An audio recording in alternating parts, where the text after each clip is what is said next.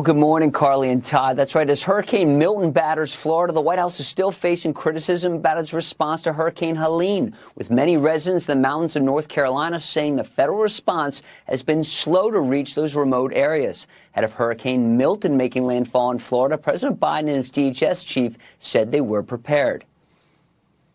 Hey, Allie, Mr. Secretary, do you have everything you need from all the federal departments and the agencies in support of this response? Is there anything lacking?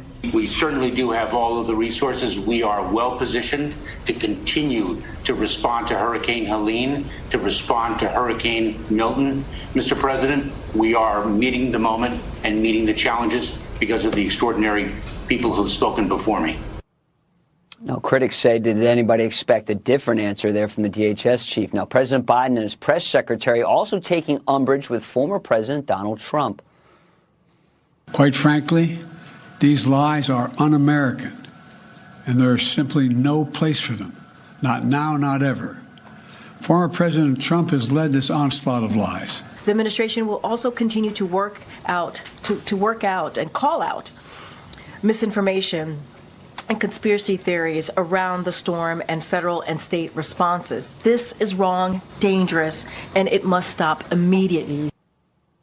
Our own Peter Doocy said misinformation does not mean questions you don't like. Now, Donald Trump spoke before Hurricane Helene made landfall last night. I want to send our prayers to the people of Florida getting hit just about now. In a little while, you're going to see a hurricane like we haven't seen in a long time, as well as all of the people still recovering from Hurricane Helene. Now, Carly, you asked a guest in the last hour about the delay in getting active duty forces, including the 82nd Airborne spun up from Fort Liberty, formerly known and better known by our viewers as Fort Bragg, located in North Carolina. Now, Senator Tom Cotton said it should not have taken over a week to launch those forces. He noted the 82nd deployed to Haiti in 2 days after the massive earthquake hit that place and back in 2010. That was also noted in a Wall Street Journal op-ed by vice presidential candidate J.D. Vance. Carly, Todd? Yeah. Number one. Number two. I'm just curious. Number one. Number two. Okay, the last time I had beer was at a baseball game with Doug. Cheers. Cheers. About the same. Number one might be a tiny bit better.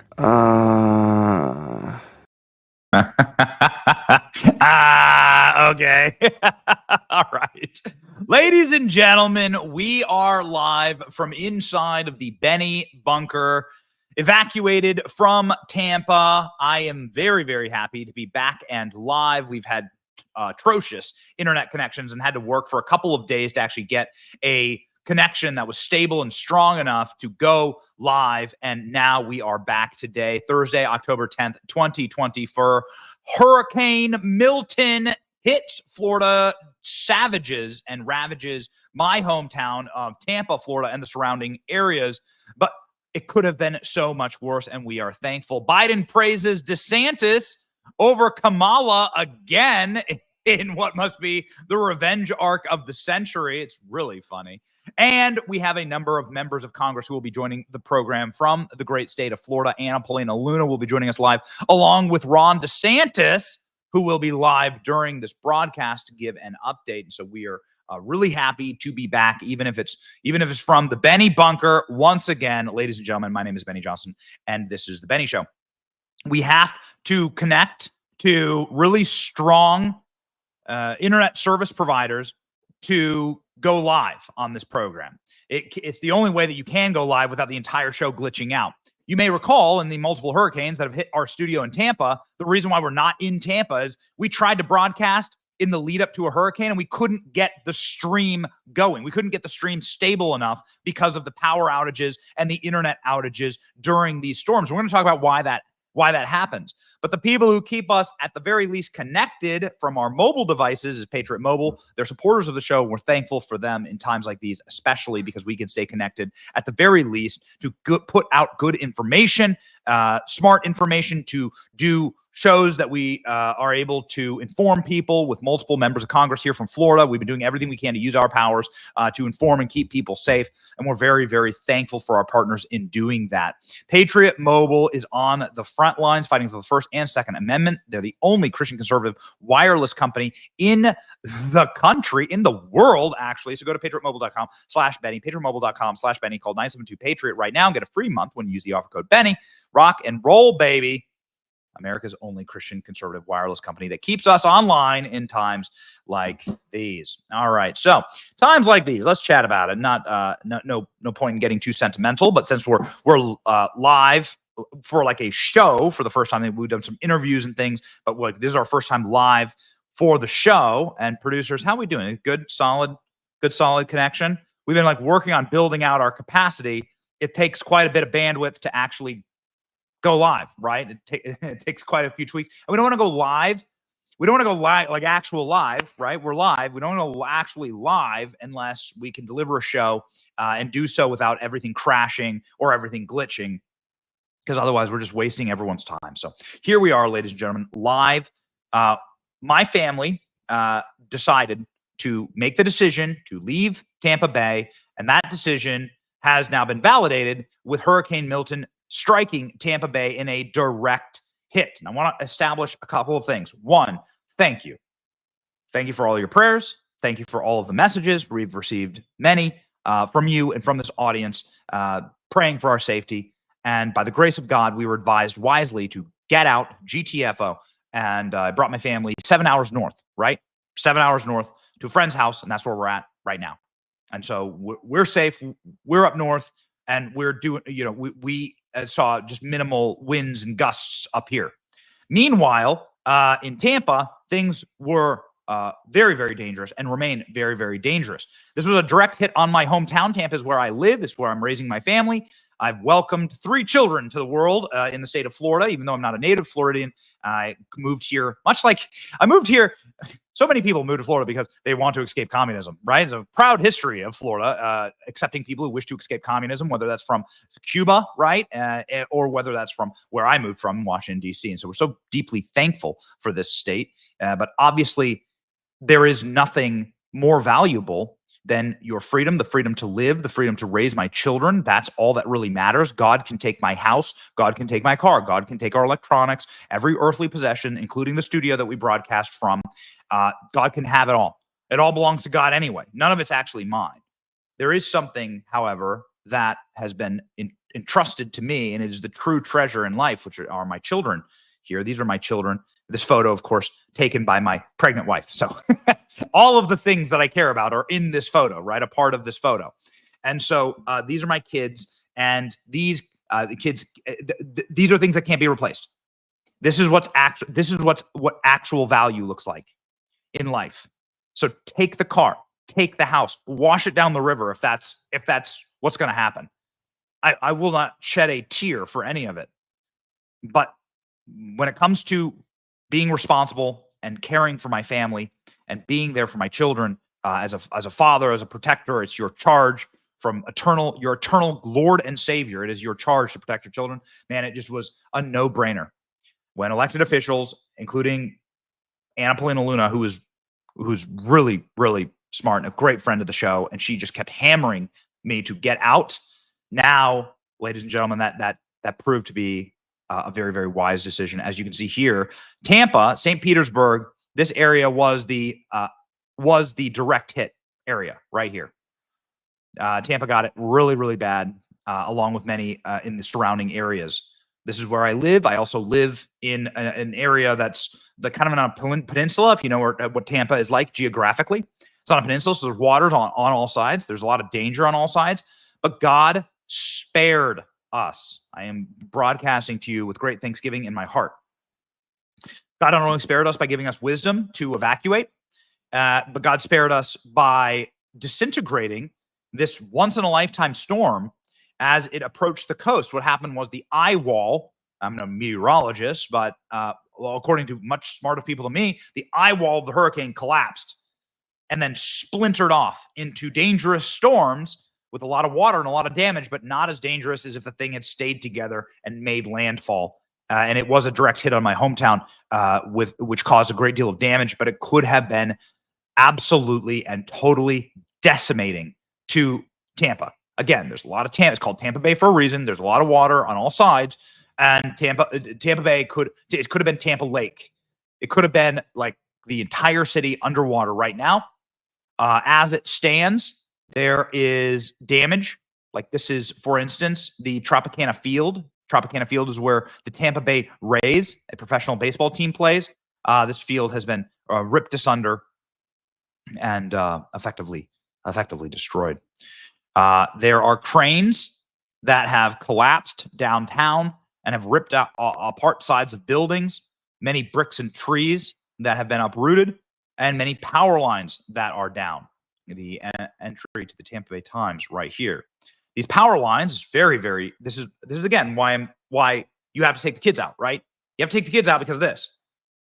Here's a flooding home that gets lit on fire because of a downed power line. You can see these power lines get snapped, then they spark and they light the homes on fire, and that becomes a kill box, right? Then if you have your kids in that home, you're in a really bad shape. The chances of your survival are really low. And so this is the sum of all fears here. And there are power lines down everywhere. There are 3 million Floridians without power right now. You can see the affected area right here. This is obviously Tampa Bay, if you know the geography of the area. But all of these counties in red are counties with 100% power outages. So these are counties that have no power because they don't want this to happen. They stop the power flowing through the power lines to prevent something like this. Again, this could have been my home. There are power lines that run right outside of our home, and this is our neighborhood. There are these trees in our neighborhood, and these old kind of like Florida trees, very like classic Florida, right? These giant live oaks, they call them. And these trees, I mean, you can see that the trees have been completely shredded by the storm. They're massive branches down. Those branches pull the power lines down into your home. They spark. They light your home on fire. As for our house, there was flooding up to the doorstep. But because of the way the hurricane disintegrated, the flooding did not go, as far as we can tell, through our cameras, did not go like through our home. This is a miracle. Tampa Bay was actually emptied during this storm because of the way the storm churned the bay. Instead of the bay being pulled up across the entire peninsula, which is what could have happened, and by right should have happened, the bay was flooded because the water gets obviously pulled counterclockwise. And so it depends on where and how the storm hits, as to if your entire house is underwater, if our studio is underwater, if our show is offline for a really long period of time. We have multiple team members that obviously live and work in Tampa, and people have seen devastation across the state of Florida. Here we go. I saw some. These are. This is a place called Palm Harbor, and you can see here lives literally turned upside down. Homes that will not be able to be lived in for a very long time. People have lost their homes, but they haven't lost everything. I don't like people saying they lost everything. If people died and we don't have a death toll right now, ALX, let me know if we do have any type of updated death toll. I know in Hurricane Helene, there were 25 people, my fellow Floridians, who died. I have not seen any type of corresponding death toll for this storm as of now. The assumption is that, unfortunately, with damage like this, some people did perish. But I don't want to make major assumptions here on the show. But you can see here that people had their lives turned upside down, but have what actually matters is did you lose things that can't be replaced, right? Your home can be replaced. These cars that are flipped can be replaced. Did you lose things that cannot be replaced? So ALX is sending me here. It looks like there's a half dozen people who have died. The headlines are saying at least 4. Looks like we got interesting footage from Tampa here. Do we have some of this uploaded? You can see the flooding here in Tampa. The roads have effectively been turned into water. There we go. Great. Thank you, boys. Got Eric's video up. You guys know it. You guys know Eric. Y'all know Eric. All of our team based in Tampa is sending in videos. You can see, just lives upended. but not destroyed. Lives being destroyed is actually losing your family, losing your children. That's when your life is destroyed. Your house getting flooded, you losing your earthly possessions, your roads being turned to water. This is not the destruction of your life. So I think it's incredibly valuable to differentiate these things. And so the rebuilding now happens. I did want to show you guys this, because this is like literally my gas station at home. So this is the gas station. This is a very popular interstate underpass. I've fueled up at the station before. This is flash flooding of 14 inches in Tampa, Florida. This is my gas station, right? This is why you have to get your kids out, okay? If you have children, it's your obligation to get them out, because in an emergency situation, you're trapped, right? You're trapped. You're done. You're done. This kind of flash flooding hits your house, you're in a bad way. This is why we pray for and are continually helping the people in Asheville and Western North Carolina through Valdosta, Georgia, because those people experience this style of flash flooding. This is my gas station. This is the interstate underpass where, that connects to my neighborhood. And so right here, you can see how, this is how you get swept away, actually. I'm eternally grateful. I'm eternally grateful for wisdom. What does the proverb say? Wisdom shouts from the street. Do you have ears to hear? Right? Ladies and gentlemen, Anna Polina Luna will join the program, great congresswoman from the state of Florida, and we'll be talking through what happens next here. Do we have Eric from our team? How's it look in Eric's neighborhood? Let's go there. Here we go. So one of our incredible creatives, videographers and technicians here. You can see trees and limbs down, blockages of the road and flooding of the driveways and so on. This makes, of course, it also perilous if you have little kids. You can't get them places. If you have a medical emergency, you can't get out. You can't get in. People can't get to you. So be careful, right? Obviously, be careful. What does it look like? What does it look like to actually? There you can see large trees being ripped asunder. So now in the rebuild, we want to pray for those who are essential to the rebuilding of this great state, because it is a great state. This video gave me chills. Praise you for this day. Thank you for the sun. Thank you for the crisp, cool air. Father, I just ask for protection, provision, and guidance today as we're out in the field. Father, strengthen our hands, our eyes, our minds, our ears, and our feet to do your will.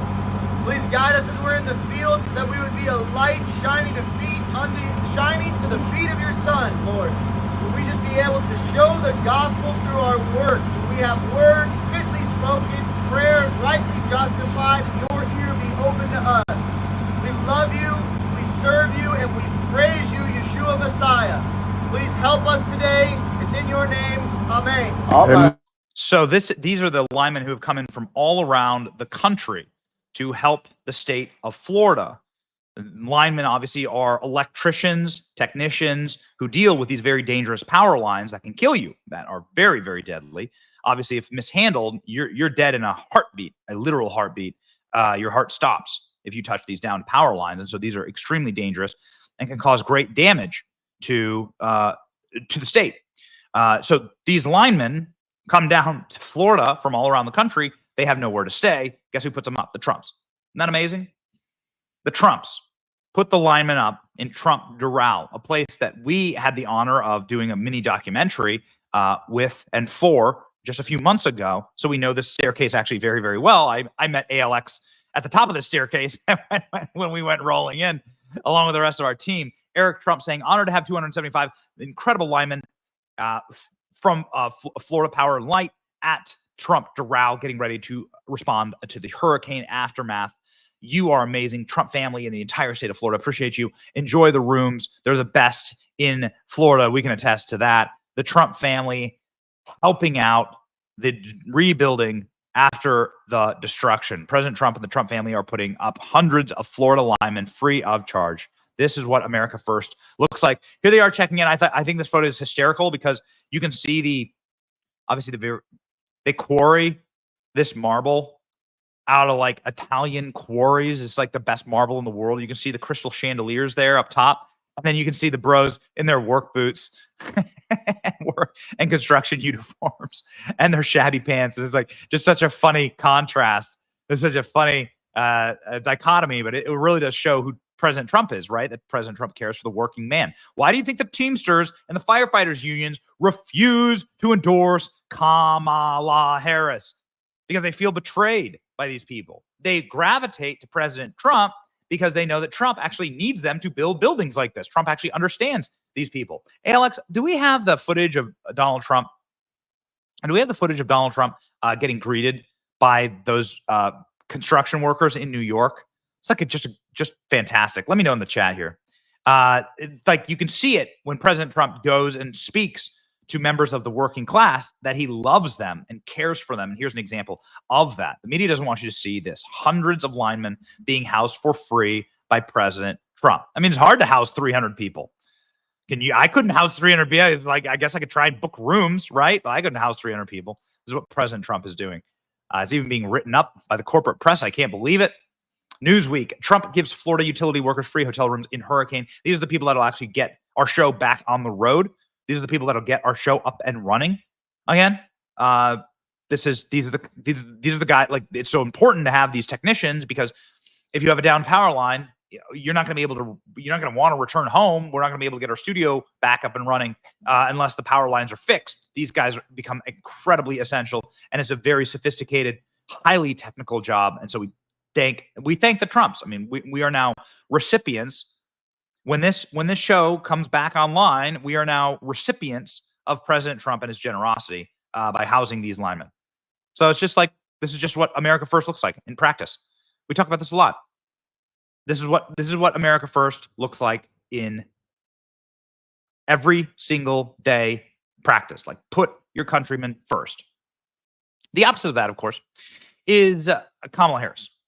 Kamala Harris decided to use this opportunity when Floridians are dying in this deadly storm, multiple deadly storms, decided to use this opportunity to attack the governor of this state, who's done an incredible job. Ron DeSantis will have a live press conference during this program, and we expect to head on over to that during the program.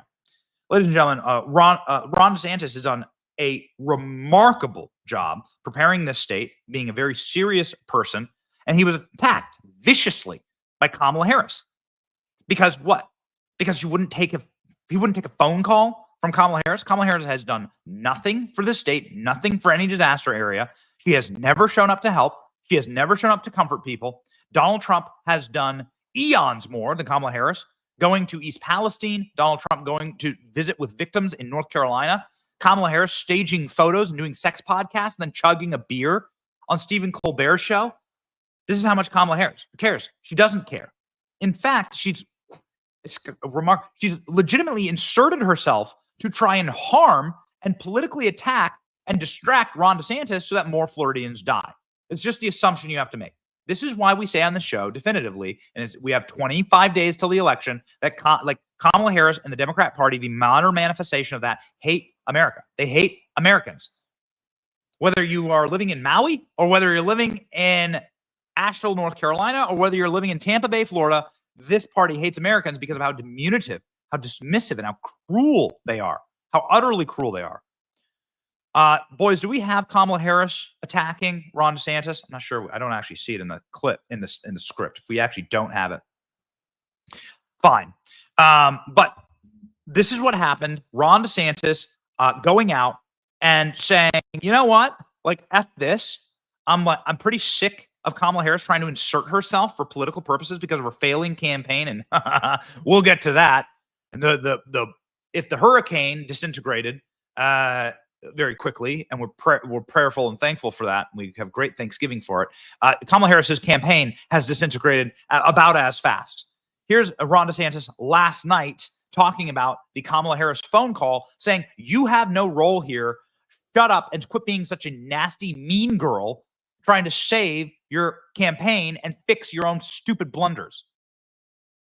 And I heard what you said about Vice President Harris and the phone call. Did she ever get through?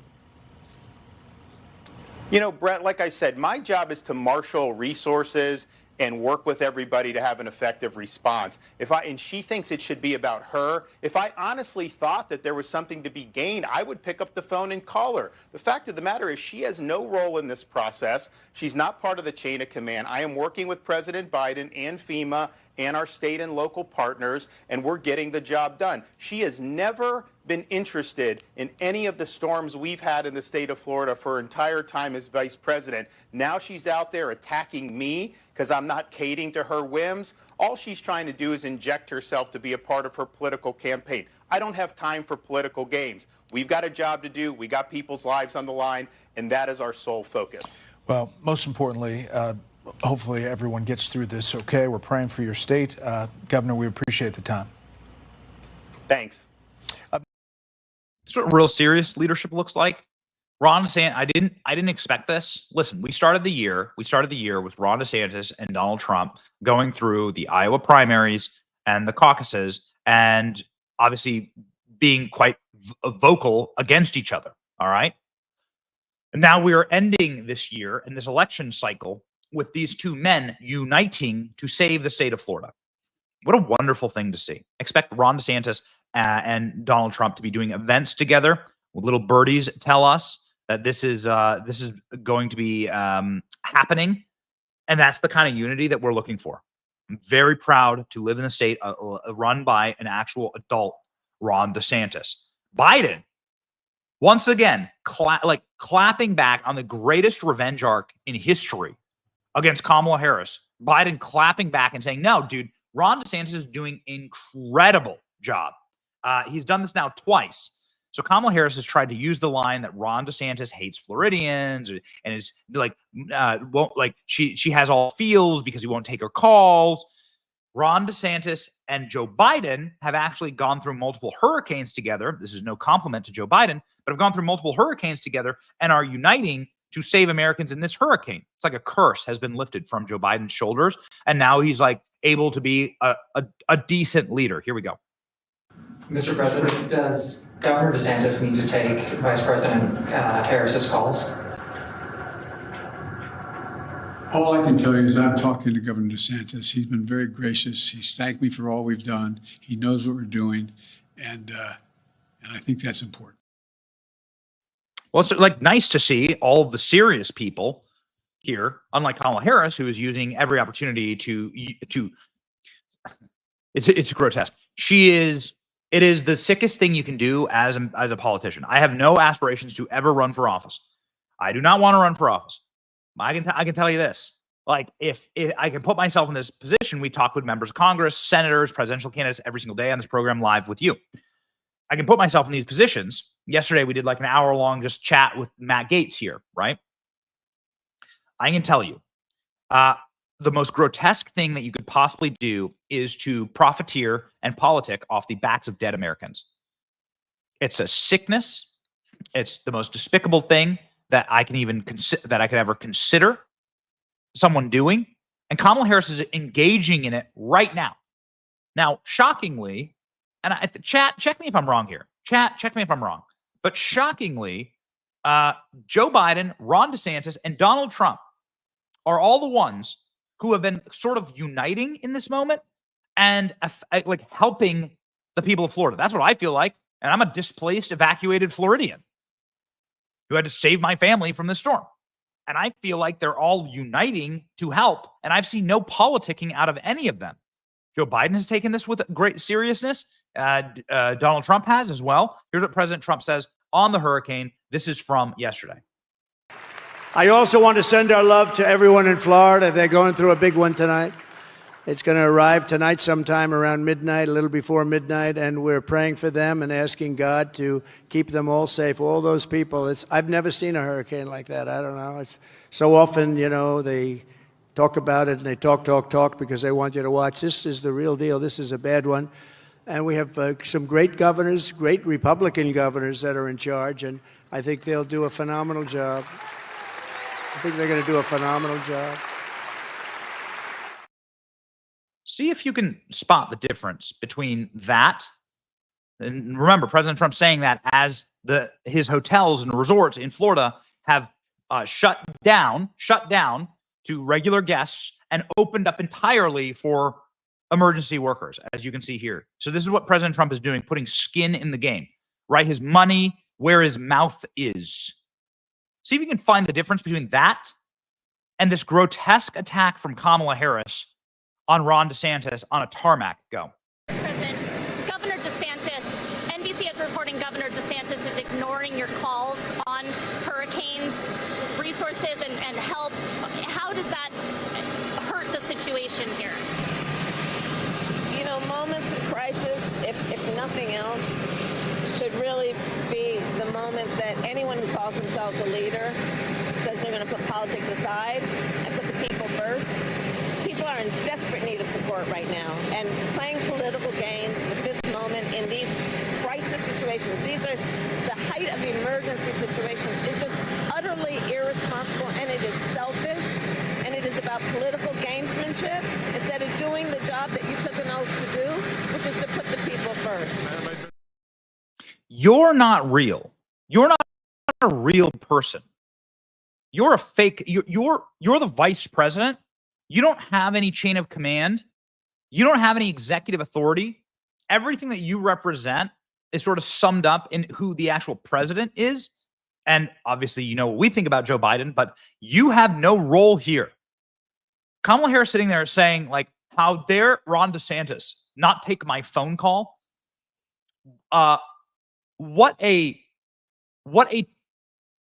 It's narcissism. It's like black hole narcissism. It's like the bitchiest possible response to do that to someone who's trying to simply save the lives of his state that he is constitutionally bound to protect. So Ron DeSantis is an executive. Kamala Harris is not. Ron DeSantis was elected. Kamala Harris was not. Kamala Harris didn't even win a primary to be the Democrat nominee. Kamala Harris got no votes, won no states, has done no interviews. Well, she has done some interviews. She's gone on The View. And what did she have to say on The View? Here we go. Now, he said this morning, you've never called regarding any of the storms Florida has had since you've been vice president until apparently now, and called it political. What's your response to that? Well, first of all, I have called and talked with, in the course of this crisis, this most recent crisis, Democrat and Republican governors. Called, taken the call, answered the call, had a conversation. So obviously, this is not an issue that is about partisanship or politics for certain leaders, but maybe is for others. Mm-hmm. Again, this low-key, passive-aggressive, feline attack on Ron DeSantis. You're attacking the man who is out here every single day. He's built for this, man. Ron DeSantis is built for this. I supported through the primaries Donald Trump for president.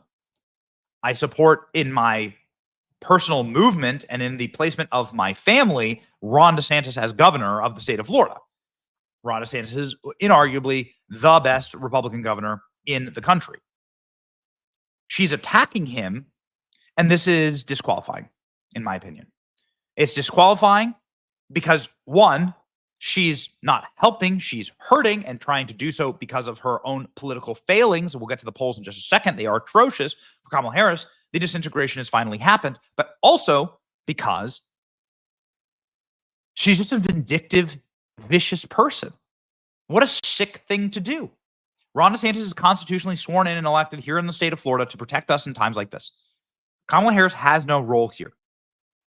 And with all the seriousness of what's going on in the country right now, wars across the earth, the devastation in this nation and in many other nations that have been wrought by the Kamala Harris regime, you'd think that she'd take a more serious tone. But instead, she's actually chugging beers. I didn't say chugging, like that sounds almost cool.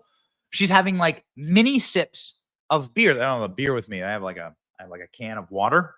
She's like taking mini sips of beers on late night TV. Listen, I'm not a hater. I like people laughing. I think that Donald Trump's appearances on late night TV were things of legend. You remember when Jimmy Fallon tousled his hair? I think that kind of stuff's awesome. I'm not saying don't do that stuff. I'm not a hater. I'm simply saying that there's a time and a place for it, and now ain't the time. But here's what Kamala Harris was doing yesterday. But elections, I think, are won on vibes because one of the old saws is they just want somebody they can have a beer with. So would you like to have a beer with me so I can tell people what that's like? Okay. This was, now we asked ahead of time because I can't just be giving a drink to the Vice President of the United States without asking. You asked for Miller High Life. You asked for Miller High Life. I'm just curious. Okay, the last time I had beer was at a baseball game with Doug. Okay, so cheers. There cheers. You go. There you go.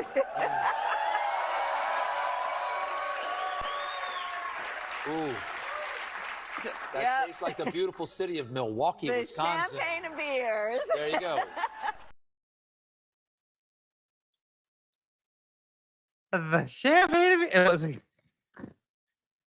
that a play-beside? Do we have that as a play-beside? Can I do a breakdown of like what exactly just happened there? Like Kamala Harris hold it. Can you grab that tweet with with Mike Pence filling up his car and everything? Danny was in the production yesterday.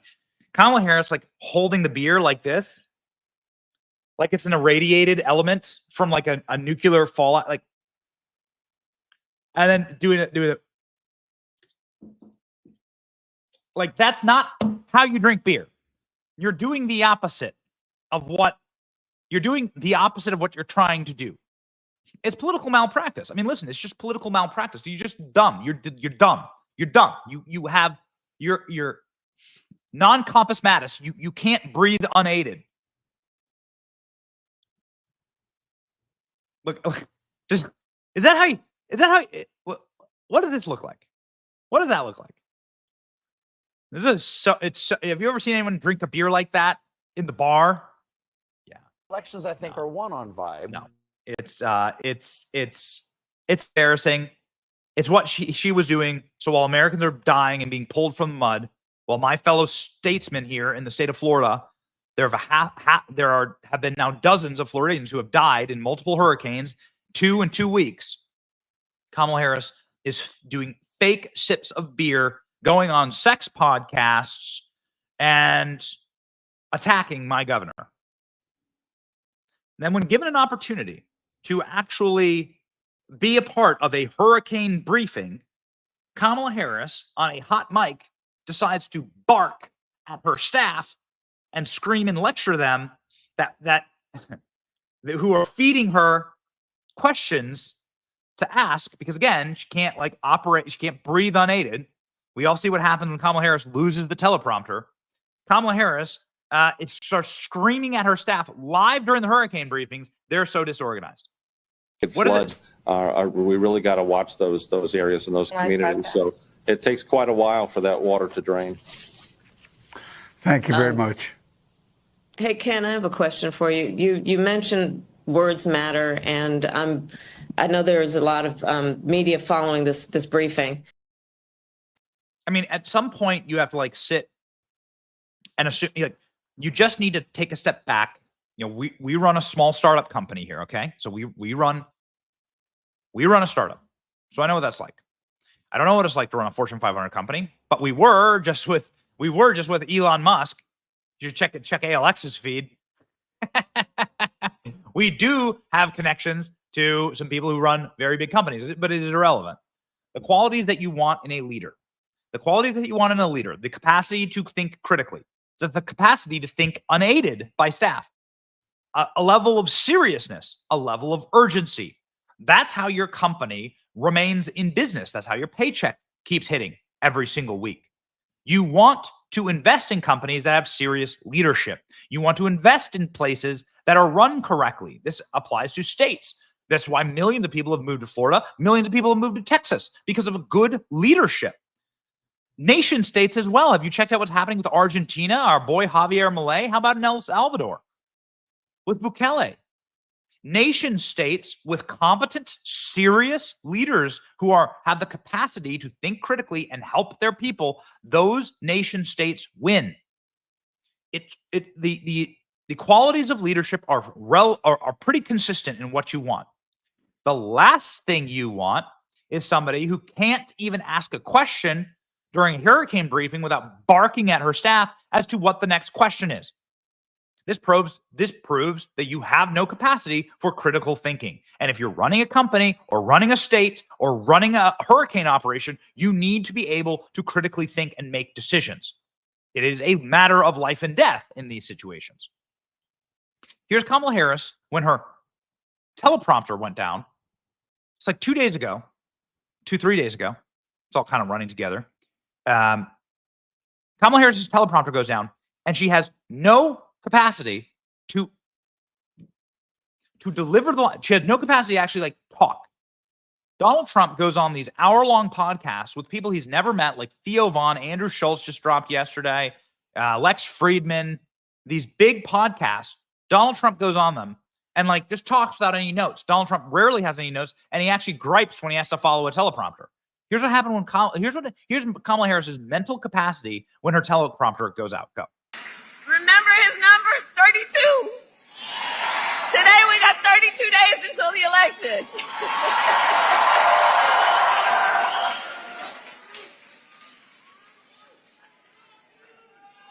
So 32 days. 32 days. Okay, we got some business to do. All right. 32 days. And we know we will do it.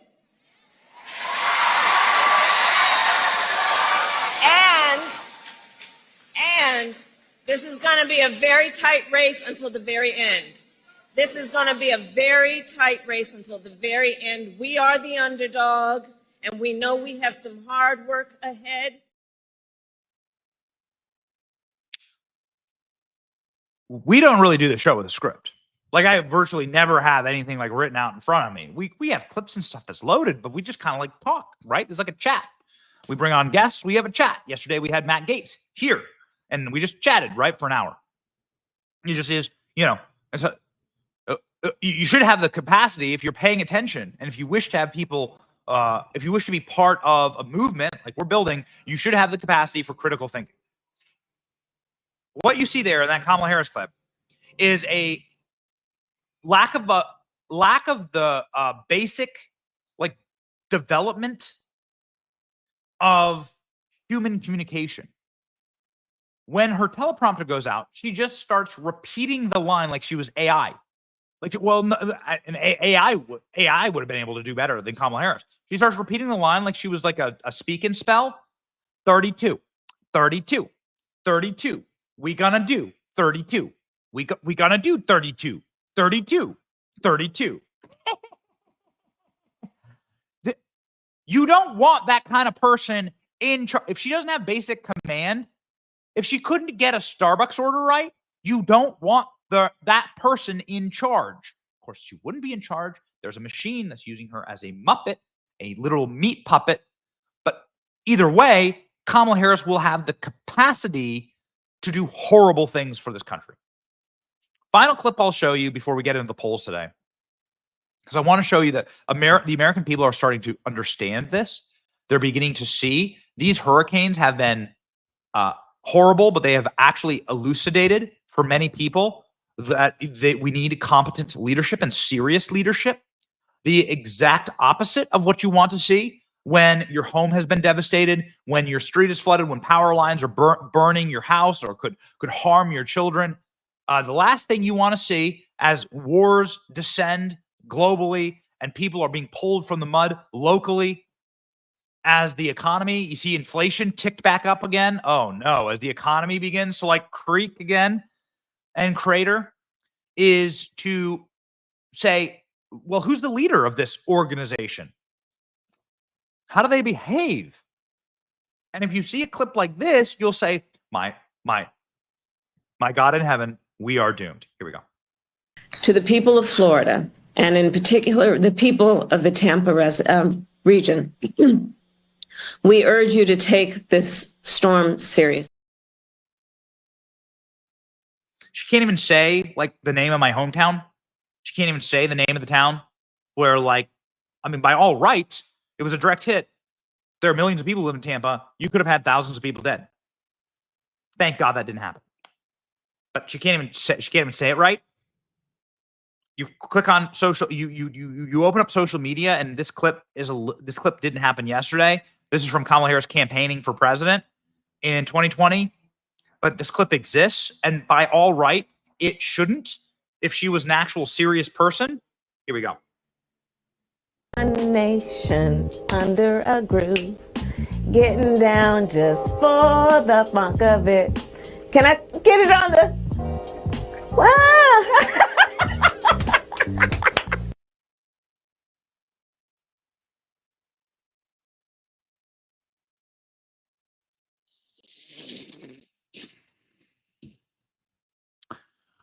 I can't take 4 years of this. This is why I say the Democrats hate America, because they wish to do that to our country. Whatever that is, whatever they. I hear. Hold on. Listen. What kind of a noise is this? Can I get it on the? Wow. Like the Velociraptors in Jurassic Park have a more peaceful and sing-songy screech than that. I don't know what that is. I don't know what that just was. I know that that is, though, probably the solution if you wish to get rid of some of the side effects of Viagra. Just play that clip. All right, ladies and gentlemen. So we continue on, and we say this is what the American people are seeing. The American people are seeing this humiliation, and they're seeing that Kamala Harris is just, like, quite frankly, not a serious person, and certainly not somebody that you would want to run your Starbucks order, right? I'm not even saying working at Starbucks. This is the kind of person that you shouldn't trust, obviously, to make an espresso. I'm saying this is the kind of person who you wouldn't want to, like, trust to send from your, like, as an intern, like, send to go get your Starbucks order. They'll F that up. She has the capacity. These kind of people have the capacity to screw up, like running across the street and getting your Starbucks order.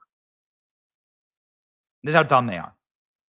One final thing for my boy DeSantis, just nuking. I mean, this clip went crazy viral this week. Just nuking Kamala Harris from the start. Kamala Harris decided to play with the bull, and she got the horns. Here's DeSantis on his first, let's just call this a Category 5 direct political demolition of Kamala Harris. And we've been laser focused on leveraging all resources available, including from the federal government. And I've been in touch with both FEMA and the president, as well as marshaling all our state agencies and working to support our local communities. And so for Kamala Harris to try to say that my sole focus on the people of Florida is somehow selfish is delusional. She has no role in this. In fact, she's been vice president for 3.5 years. I've dealt with a number of storms under this administration. She has never contributed anything to any of these efforts. And so what I think is selfish is her trying to blunder into this. No. And here's the thing. She has no role. No, she has no role in this process. I'm in contact with the President of the United States. I'm in contact with FEMA director. I'm obviously managing all our state agencies. We're supporting all our local government. And I will say this.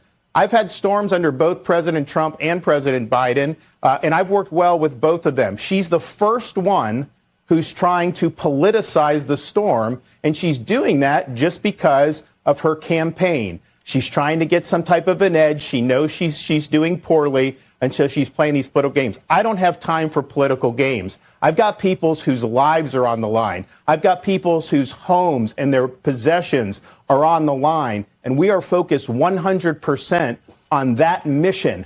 I'm not worried about playing her political games. And so she is being selfish by trying to blunder into this when we're working just fine.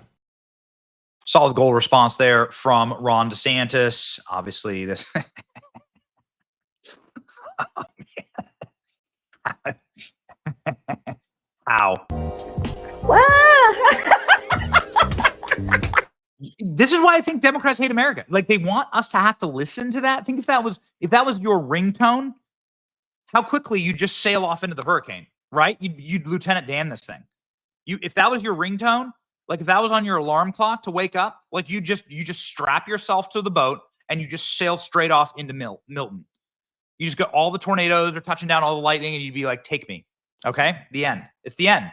It's the end. There's no reason any longer. This has been a solid gold response from Ron DeSantis. Ron DeSantis will be live soon here, and we'll go to Governor DeSantis for coverage. And Governor DeSantis, again, has been really I mean, it's hard to think of anything he could have done better. Again, a solid gold performance. Our friends at Allegiance Gold, ladies and gentlemen, are the ones who keep us rocking and rolling on this program. We're thankful, so thankful for our partners on this show that give us the ability to travel and move and to stay afloat, so to speak. And our team is based here in Tampa, but it's kind of been scattered all over the state. Everyone is safe. Everyone is safe, ladies and gentlemen. I got to tell you, we made sure that we locked our safe inside of my safe. My friends at Allegiance Gold have taken care of me, let's just say, right? Taken care of me in the sense that I went and a couple of years ago, I decided to go purchase some gold. And I did so, and it's awesome to have. It's amazing to like be able to just stare at it like you're Gollum, okay? Like you're looking at the ring. Don't judge me, all right? Don't at me. All right, it's nice to just have that. It's nice to have something physical in the synthetic world. It's nice to have something physical you can hold in your hand. And then have you seen the price of gold? I mean, as they print more money and as they lower these rates and as the American economy begins to erode, the real commodities get more valuable. My friends at Allegiance Gold, taking care of you. Get up to $5,000 with free silver with qualifying investment when you go to protectwithbenny.com today. Protectwithbenny.com today. Silver absolutely skyrocketing as well. Call 844-66-BENNY. 844-66-BENNY. Do not risk your financial future on institutions run by Kamala Harris. Okay. Ladies and gentlemen, absolute psychotic behavior from Kamala Harris has resulted in the sugar high completely eroding. Like the sugar high has deteriorated in type 2 diabetes, and now arms and appendages are being amputated of the Kamala Harris campaign. It is taken a shocking turn over the last 24 hours. This hurricane response, I think, has truly hurt Kamala Harris. Let's jump to the polls here. Real panic time right now. Democrat panic. Poll shows Trump surging. 3-point lead in Michigan. Holy moly. Let's jump over to those Michigan polls. Rock and roll here. Michigan. Trump up 4. The Teamsters endorsed Trump. The Teamsters didn't endorse anyone, Benny. They endorsed Trump. By not endorsing, they endorsed Trump. Wisconsin, supposed to be like the liberal state with all the loose voting restrictions run by a bunch of dirty, dusty, dandruffy socialists. Wisconsin, Donald Trump leading now. Insanity. Georgia, let's go. What do we got? Georgia, Trump +1 in Georgia. I think that people of Georgia who are also hit savagely by these hurricanes are going to remember. Arizona, what's going on here? Arizona. Give me Arizona. Donald Trump up 4 in Arizona. Insurmountable at this point, especially with the work that Turning Point Action is doing in that state. Okay, let's go nationally. What do we got? Trump actually winning? Is Trump actually winning the general election polls? Trump +2? Trump +2. Guys, Trump +2. Donald Trump wins it's becoming more and more likely that President Trump will win the popular vote. When have you seen that? Well, never in any of our lifetimes. That's for sure. Winning the popular vote. What that says, according to CNN and the New York Times, is that if Trump wins the popular vote, then he is a 99.7% chance of winning the election. That is a game over.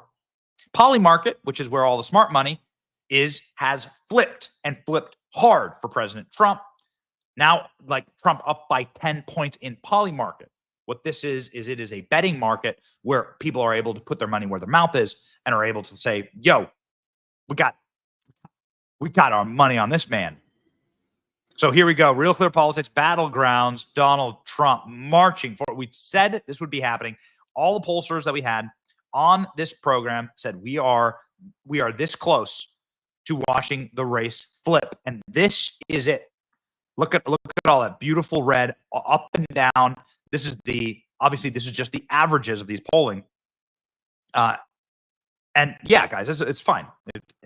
Anna Polina Luna can only do audio. Yeah, guys. Yeah, obviously. It's fine. It's no problem. Is DeSantis too? Like, let me know. So DeSantis is going to have a press conference too, and we're going to hop over to that. So this is remarkable. There's one quick thing. Here's Axios. Here's Axios. Just get the congresswoman set, please. Here's Axios. Blue wall danger. Worry grows among top Democrats that Kamala Harris is stuck and sliding after a strong convention and debate. Oh, really?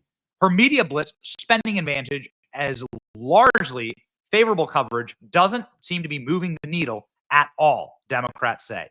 Pennsylvania, Wisconsin, and Michigan. Whew. Oh, man. This is devastation. There's no path.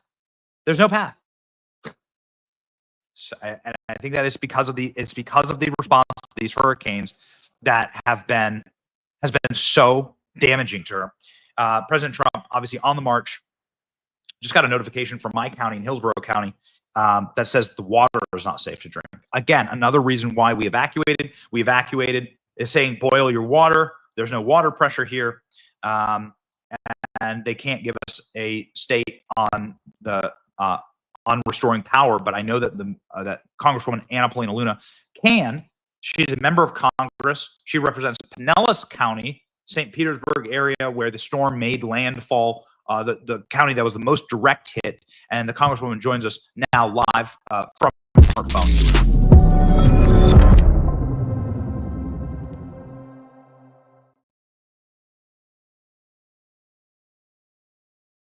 Congresswoman, hey, thank you so much for being with us. I know that you're only able to call in, but give us a quick update on your congressional district and status update after the hurricane. Yeah, so actually, we ended up being a little bit north of the landfall, which was best case for worst case scenario for Tampa Bay. So, we are going to be assisting in Representative Vern Buchanan and Representative Stubbe's districts. But what I can tell you is, we had 2 cranes down. The top of Tropicana Field was ripped off. All electricity and water is currently down in St. Petersburg. But I actually just talked to Duke Energy. That'll be up and running shortly. And actually, right before this call, Benny, I actually received a phone call from President Biden, if you want to ask about that. Wow. Tell me all about it.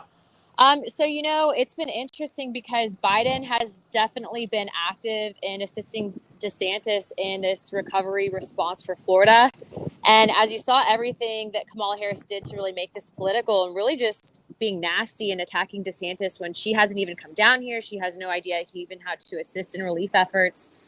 And then really just having a conversation with Biden about what needs to be done for the state of Florida. It was definitely interesting to see kind of that parallel that exists because you really have, the administration and Biden who are assisting DeSantis and then Kamala Harris that is essentially going on national media and lying about DeSantis, lying about what's happening here in Florida. So it's kind of an interesting parallel to see. But what I also can tell you is, from a bipartisan perspective, there's $15 billion of FEMA funding that we're trying to get directly to hurricane relief victims. And Biden is supportive of that. And he also mentioned that $750 for Americans is unacceptable. So, he seems to agree with that.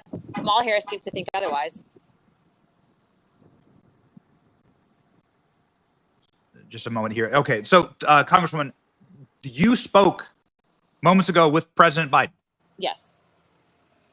Was he? You've been a bit of a flamethrower.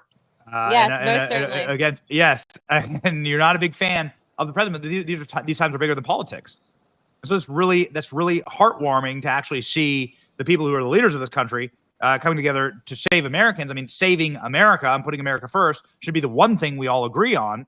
It seems to be quite rare these days, however, in the actions of the Democrat Party. And you're saying that President Biden simply called you to offer help, to offer consolation. What else? What else happened in that conversation? He asked me specifically what Pinellas County needed and what I saw needed to change at the federal level in regards to getting assistance. So I kind of took off my Pinellas County hat, though, and also started advocating for North Carolina and Georgia because, as you know, those areas have also been impacted. And North Carolina, my goodness, I mean, Asheville, recovering from those efforts is going to take, if not months, years. And so, the FEMA, cutting through the bureaucracy and the red tape is incredibly important right now. And so we spoke about that. Also spoke about the money going directly to Americans that have been only impacted by the hurricane. So that is important dialogue to open up and message on. But again, it's interesting because you have I always say, observe the way that people respond in times of crisis. Actions always speak louder than words. So in a parallel, you have, Tampa Bay largely working bipartisan to make sure that Tampa Bay residents are safe and secure. You have DeSantis, who's a Republican governor, that's working to ensure all Floridians are secure. You have Biden understanding that he needs to help from the federal side to work with Governor DeSantis, even though it's a Democrat and Republican, to make sure that Americans are secure. And then you have Kamala Harris, who decides to take that time to go on Call Me Daddy and The View, trash DeSantis, trash Floridians, say that 750 is okay and expects to become the next president. And it's simply unacceptable. So, I have been very, very critical of Biden, but I appreciated his willingness to establish a dialogue and calling me on my phone. And I am going to do whatever I can to ensure that my county, but also other Americans, are safe and secure, and that we need to be doing our number one job right now is to ensure that Americans are safe and that they're taken care of. So that's where we're going to do it. Did Biden sound with it? Right? Like, was he able to like carry on the conversation? He was I actually talked to him for about 10 minutes, and he seemed pretty focused on the issues at hand. Wow. I mean, this is good to hear. At the expense of like getting roasted in the chat, like, we've praised Joe Biden for putting on a MAGA hat, for clapping the backs of like Trump supporters. It seems like since he stopped being the nominee, he's reverted back to his factory settings, which was like good time, lunch pail, lunch bucket Joe. We're no fans of Joe Biden, of course. We don't want Joe Biden as president. We want Donald Trump as president. But it's great to see sort of like the weight of such vicious partisanship and that curse lifted from him, and him being able to like do this, because this is what you actually want in a leader. Yeah, I will say that it was absolutely refreshing to see that he was willing to call a very conservative critic of his to ensure that Pinellas County Floridians were taken care of. And so we're putting politics aside and focusing on that. Good. Did you get any call from Kamala Harris? Nope. No calls from her. Do you get it? And I know that this would be speculation because I doubt that you spoke about this, but did you get any sense? Do you have any sense that Joe Biden is actively sabotaging Kamala Harris? Because from our take, Congresswoman, that's what it looks like. So Kamala Harris comes out and critiques DeSantis. Joe Biden's like, I like DeSantis. He's on the ball. He has my number. We're working together. He's now done that multiple times, Congresswoman. I mean, I think it's just, this is one of those situations where you can see who's trying to make it political, and you can see who's actually understands the gravity of the position that they hold. And I think that it's very obvious that there's been some issues. Like Jack Posobiec, I think, reported that there was some staffer issues with Harris and Biden's staff, right? But I think that right now he knows that he has his position and he can see what she's doing. He probably doesn't agree with it. I don't agree with how she's handling it. Yeah. But I'm actively sabotaging. I don't know. I don't really want to speculate. But what I can tell you is his response is a world of difference compared to hers. That's for sure. Wow. So it's like more of an indication about what we have at stake in this election. And you really have skin in the game here, right? Your county is hurting, and also the state that you represent, the state of Florida, is hurting. There have been deaths reported. I'm not sure if we have a death toll yet, but I know that there are 25 dead in the Hurricane Helene, and many people who had their lives devastated in this Hurricane Milton. What's the status update as far as damage to your district and throughout the state? Do you have any updates on that? Yeah, we're still waiting on the total for infrastructure damage, but there's no doubt that in addition to the areas that were hit, not mentioning the tornadoes that completely went through, multiple tornadoes making landfall and devastating. I mean, it's been, and it probably will go down as one of the worst hurricanes that Florida has experienced, I think, because of how widespread it was. But I will say that Governor DeSantis was ready, not just the first time, but the second time. And compared to the responses in other states, it was also good to see that other governors of other states, Sarah Huckabee Sanders, even Walz was willing to say, hey, we need to stand up and assist. But then you see Kamala Harris again going and trashing DeSantis. So it's just one of these things. It's like, now is not the time to do that. Kamala, take a hint from every other person, to include other prominent Democrats that are saying, hey, we need to focus on residents right now. And, you know, I think that people will see that moving forward. But what I will say is it was actually heartwarming to see that President Trump put up linemen in his hotels, because, you know, those guys, along with our first responders, are the first ones on the ground. They're the ones out there working so hard and sometimes, you know, not really given the credit that's due. So our linemen were taken care of, and I'm very excited for this November. I can tell you, I don't know about how voting's going to look in Florida. Maybe some of these areas go to paper ballot, voter ID, in person only. I don't know. I would like to see that, but in the event that it does happen, you know, I'm going to be there on election day, and I encourage you all to do it as well. So this is a great point. We talked about this at the start of the show. The difference in the way that Kamala Harris, because on the ballot it's not going to be Joe Biden. It's going to be Kamala Harris versus Donald Trump. And the difference between them, and I'll put it up right now, the difference between, so on the screen here right now, Congresswoman, is the video of Donald Trump welcoming hundreds of linemen into his resorts to put them up and to help people survive this storm. The difference between America First and America Last here couldn't be more stark. The way that Kamala Harris has handled this and the way that Donald Trump has. Most certainly. And I think that, again, actions speak louder than words. So when you're seeing people respond that way and you're looking to see what your political leaders and elected officials will do in times of crisis, I mean, this even goes as far about what happened when President Trump was shot, right? Like, his initial reaction was to stand up and say, fight, fight, fight. And I think that that's what we need in our country right now, is a strong alpha energy level leader. That's amazing. Alpha energy. Yes, that's right. Every parent knows it. Thank you again. I know we've said it before, but I want to thank you in closing here, Congresswoman. It is because of your urgent messages that I was able to get my family out. I know that you evacuated as well. You're a young mother. And I just, on behalf of my family, I thank you for your warning. It turned out to be incredibly accurate. This storm could have been much worse, but it did have a direct hit right in the area where we live. And so I just say, once again, profoundly thank you. Thanks, Benny. We'll talk soon. Thanks, Congresswoman.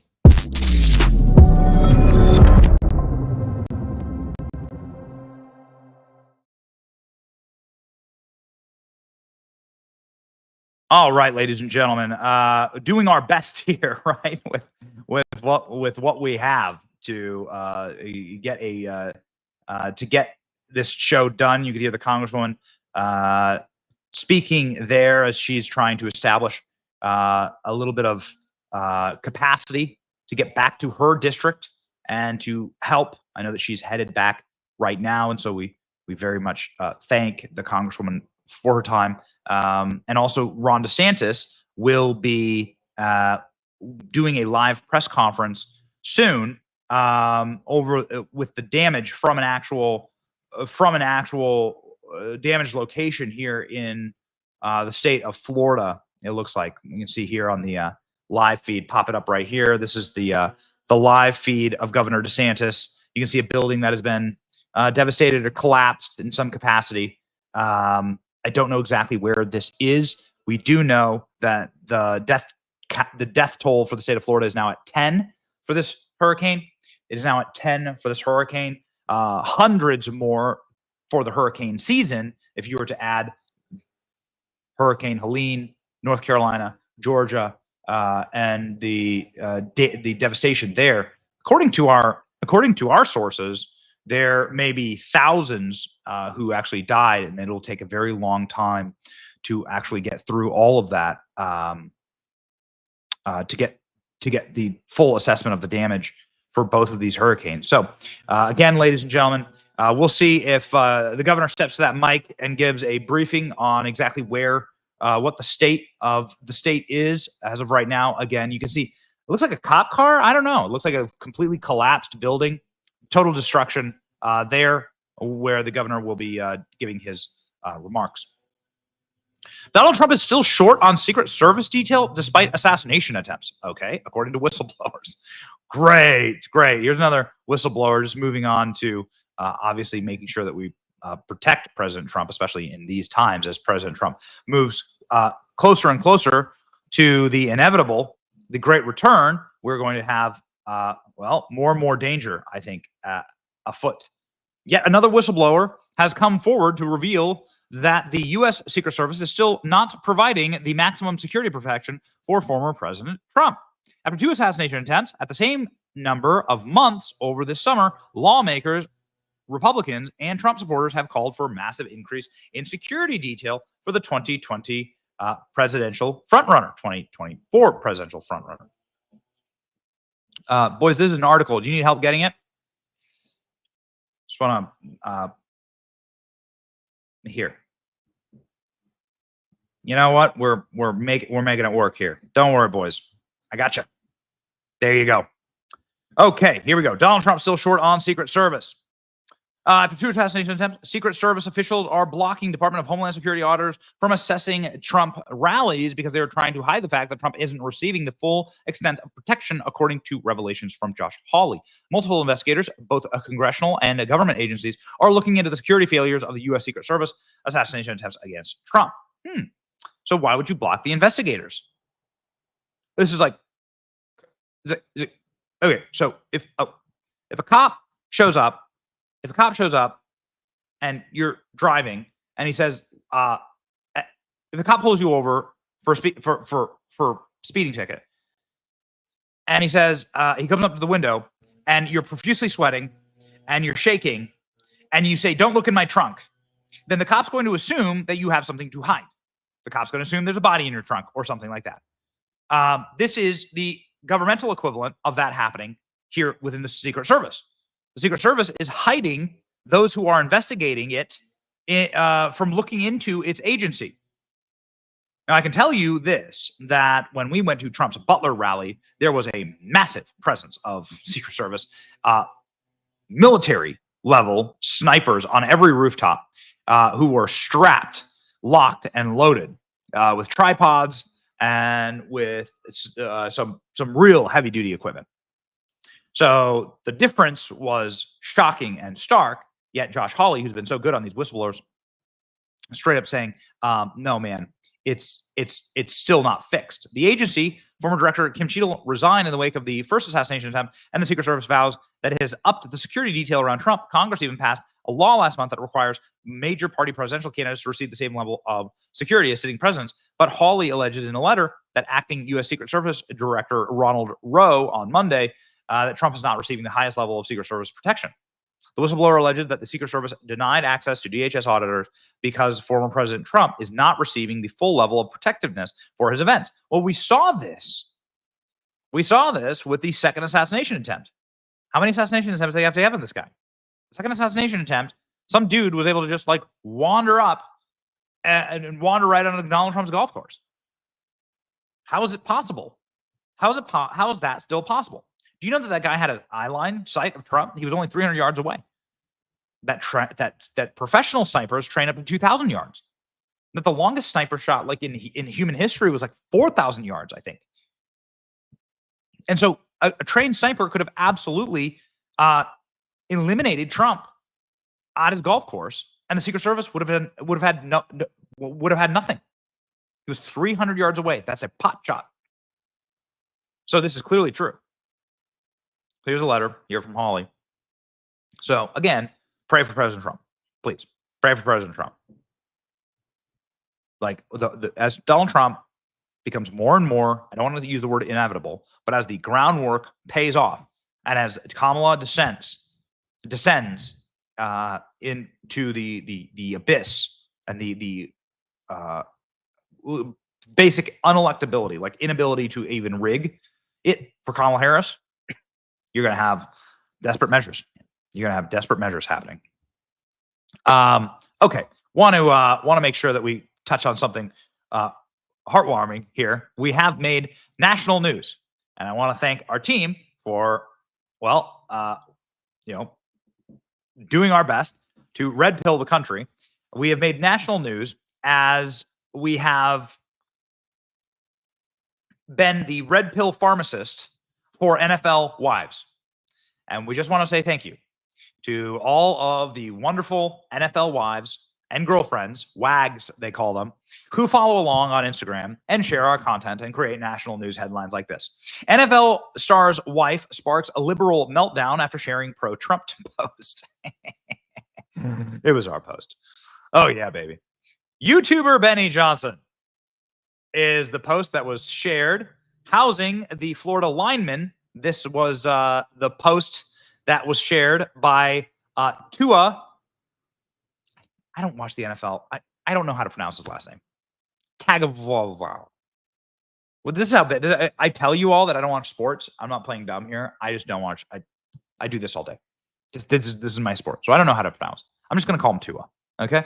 Flattering post about Donald Trump. And come at me. I don't need to see Taylor Swift. I don't need to see like 20 hours of Taylor Swift like sitting inside of a box, sipping a drink like Kamala Harris sips a beer. I don't need to see that. That's what the NFL has turned into, and everyone should be humiliated at that. All right. So I want to say thank you to Tua's wife. He's the quarterback for the Miami Dolphins. President Trump is housing 275 linemen. So she shared our post. Shout out to Ashley. We call her the Amazing Ashley. She's in Philadelphia. The Amazing Ashley holding it down in a must-win state for President Trump. She is our Instagram extraordinaire. Anyway, on Instagram, we got some NFL wives who have who are sharing our content, and her name is Anna. Anna is the wife of injured Dolphin quarterback Tua. Since shared the post on Instagram, leading to division among her followers on social media. Such a brave and strong woman, one fan wrote. Well, yeah, that's true. It is brave and strong, but also makes a lot of sense. Here's the actual post. Extend to it even longer. Such a brave, strong woman. That's a good woman. Someone votes based on their tax bracket. Yeah, duh. Actually, everyone should vote based on their tax bracket, except for a bunch of freeloaders. The bunch of freeloaders, like in this country, who have been. My producers are all like ripping me for not knowing how to pronounce this name. It is a hard name to pronounce, and I have been open about the fact that I do not watch the NFL. And I'm not a hater. I want to say thank you to this beautiful person, to Anna here. I want to say thank you to Anna, who met Tua at the, even the Daily Mail just says Tua. All right? Look at that. Even the Daily Mail. The University of Alabama, they have 2 children with the NFL star. Guys, do we have the actual post? Everyone's ripping me. I got multiple team members who are from Miami, and they are now destroying me for not knowing how to say it. Here's the post itself. There you go. And this is our post. And so we say thank you. We say thank you to Anna. You are a great American. You're brave. You're much like Patrick Mahomes' wife, who's like an open Trump supporter. If you are a mother of children and you want those children to grow up in a free and strong America and to be protected from the monsters that wish to destroy their lives and destroy, like, it doesn't matter if you're rich or poor. Like, everybody, rising tide floats all boats. Like, the income bracket doesn't really matter here. By the way, like, the income brackets for people who are NFL players, like, they pay the vast majority of the income tax in this country. That half of Americans pay zero income tax, zero tax. Half the country. So how's the rest of everything else supposed to function? People like Anna and her successful husband, like, you have to go through a lot to get to their level. Like, they're the ones who actually share this burden. And so you should want for the country to be run effectively and for that to not be squandered. People in this income bracket have half of their salaries taken by the federal and state governments. Thankfully, your husband plays in the state of Florida, so there's no income tax here. That's a great reason to want to play for one of the Florida NFL teams, obviously. But this is us just doing our part, right? We're doing our part. We're red pilling NFL wives, and we're deeply thankful for the bravery of the strong mothers out there, strong and successful mothers out there who are willing to actually speak up and not be frauds like Taylor Swift. And I'll say it. Why would Taylor Swift want anything to change? Taylor Swift's a billionaire. These last 4 years have been great for Taylor Swift. It would actually be thoughtful for Taylor Swift to say, wait a second, my fans, unhappy cat women, their lives are horrible. They can't afford groceries. The economy is a wreck. They can't afford homes. My like Gen Z and millennial fans, they can't buy houses. They're doing very poorly. So I am not going to sabotage them with 4 more years of this. And Kamala Harris has said time and time again, get me the view. Kamala Harris. Give me the view. Kamala Harris right now. Kamala Harris has said time and time again, I'm not going to change anything. So the collapse that we have seen in the affordability and accessibility of the American dream, the collapse that we have seen is going to continue. There you go. Just pop that up as a play-beside, please. This is going to continue. So actually, what it means to be somebody in leadership or somebody who has a great, I want to say this. This is what Anna's doing here, and I say it like I know her, but like what Anna's doing here. I've never met her, and I'm sorry that I cannot pronounce your husband's last name. What Anna is doing is the most selfless thing. Actually, it's not voting her tax bracket. She's defending an America where poor people and rich people are able to have access to the American dream. What Kamala's done is make that utterly unaffordable for all of the rest of this country. And she's promised that she'll continue to do it. Okay, boys, here we go. Well, if anything, would you have done something differently than President Biden during the past 4 years? There is not a thing that comes to mind in terms of, and I've been a part of most of the decisions that have had impact. Okay, so this is Kamala Harris saying she's not going to change anything. So Anna versus Taylor Swift. Final commentary on this. So you have Anna, to his wife, versus Taylor Swift. All right, they're both either NFL wives or girlfriends. Taylor Swift is saying, F you, screw my fans, my young fans, screw you. We know life sucks for you. We know that the satisfaction with America is at all-time lows. Satisfaction with the way things are going, that housing affordability, the job market is at all-time lows, that things have been wrecked under this administration, but it's been good for me. So I'm gonna want more of that. I'm a billionaire now, so more for me.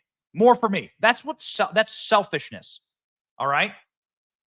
What Anna's doing is what is actually unselfish. Ladies and gentlemen, speaking of a man who's been working really hard here, Ron DeSantis. Is this just live? Okay, here we go. Ron DeSantis just steps to the microphone live. Let's rock with the governor. God bless these NFL wives who are doing their part. Can't hear him. Can't hear anything. Can't hear anything, guys. Do we have a secondary feed?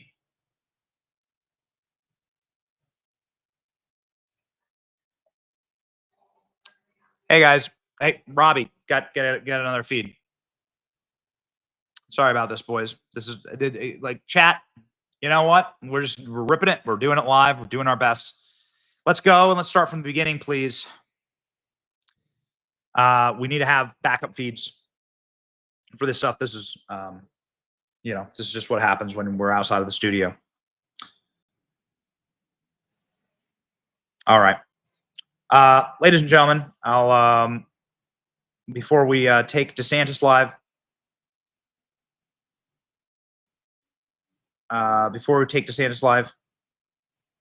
hey guys, put it up when it's ready to go. All right, put it up when it's actually ready to go. I'm like, ALX, take control here, please. Everyone, just do what ALX says. This is what happens when. So the entire team is split. Is like 1,000 miles away from each other right now. So this is just how it works, right? When we're when you have to let her rip like this. Okay, here we go, ladies and gentlemen. We got Governor DeSantis ready to go with the hurricane briefing. Let's rock.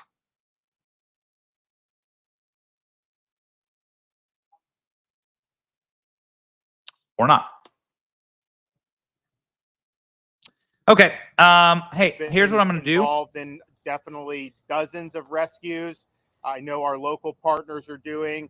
We've been supportive of really everywhere around the state, including here, and we'll continue to do that. But my sense is that will stabilize, and we're probably going to be on a pretty good footing there pretty soon, if we're not already. As people know, we've had massive power outages, which was expected. I'd say this is probably similar to Hurricanes Irma and Ian in terms of the number of outages.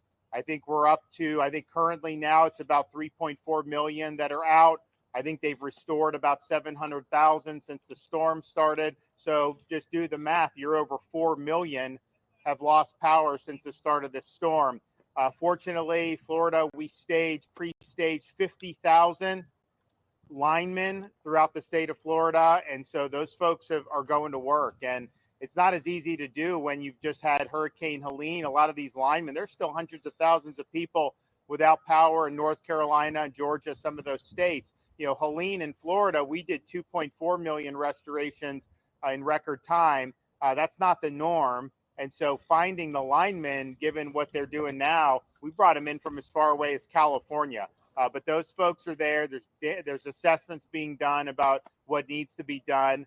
When you have down power lines, that's actually easy for them to do. They just put the pole back up, reconnect it. If their entire system needs a rebuild, that will take a little longer. We don't know that that's the case in many of these spots. I remember in Hurricane Ian, which was stronger than this one, hit Fort Myers Beach, and FPL substation on Fort Myers Beach right there at Ground Zero was fine. They could have had people hooked up to power days later. Just the people's homes couldn't accept it because of the storm surge. So all that is going on, and we're happy to have pre-staged those resources because I think it's really important that we'll be able to do. We're also assessing the need for things like points of distribution. We typically will set up these pods with water, food, tarps, things of that nature. I think we will be doing some pods. A lot of this is based on what the counties ask us for, but I also think you're probably going to see a lot of the stores and gas stations reopen very quickly. At least that's our hope. We're also looking at the damage that was done to the ports in Florida. East Coast, I don't think there was very much, if any. Port of Tampa seems like it's okay. Manatee, that remains to be seen. But bottom line is we got to keep bringing fuel into this state. I know there's a lot on the dock side still that can be brought out. We've got 1.5 million gallons of diesel on hand that we can use for the state and to help replenish. And I think we've got about 1.1 million gallons of regular gasoline just in our arsenal. And then we've also deputized the Florida Highway Patrol to escort the fuel tankers with sirens to be able to get to all the gas stations to get filled. I think you're probably going to be okay on the east coast of Florida. Some of the places in the Tampa Bay area, when there was evacuation, everyone was going to get gas, and some people were filling up additional tanks in addition to what was in their car with the gallon containers or whatever they have, which is fine, but just the demand went through the roof. And so these guys ran out. We had enough fuel in the state. It's just they didn't have the delivery schedule to be able to replenish it immediately. So you had some that went out. So we've been doing this. I think we've done probably about 130 escorts with Florida Highway Patrol bringing this in. We'll continue to do that. So my hope is that there's minimal interruption with fuel on the backside of this storm. We've had a lot of people have been working very hard. I think, as most of you know, we've been doing this now for 2.5 weeks from the time we declared the state of emergency before Hurricane Helene. And then in the aftermath of Helene, and then, we work on Helene for a week in terms of the response and the recovery. And then we got to do another state of emergency for Hurricane Milton. And it's just the way you go. So people have been working 24/7, particularly on the west coast of Florida. We got a lot of first responders that have been working really hard. Kevin and his team, all of our state agencies get mobilized when we have these types of events, and they've been working nonstop. So my hat's off to everybody that's worked hard. Unfortunately, we have the fatalities from this tornado here. We don't have confirmed reports of other fatalities throughout the rest of the state, but we may as the day goes on. My sense is that a lot of the people did leave who were in the evacuation zones. I know we had over 80,000 people staying in shelters. You had massive heavy traffic on the interstates over the last several days leading up to the storm, because I think people were deciding, to just get out of Dodge. We also can say that the storm did not produce the worst case scenario in terms of storm surge. If you remember, about 24 hours ago, maybe 36 hours ago, the fear was a Category 4, strong 4, going into Tampa Bay, producing about 15 feet of storm surge. That's an area with Pinellas County Peninsula and then the surrounding areas in Hillsborough County that is very low lying, very susceptible to storm surge.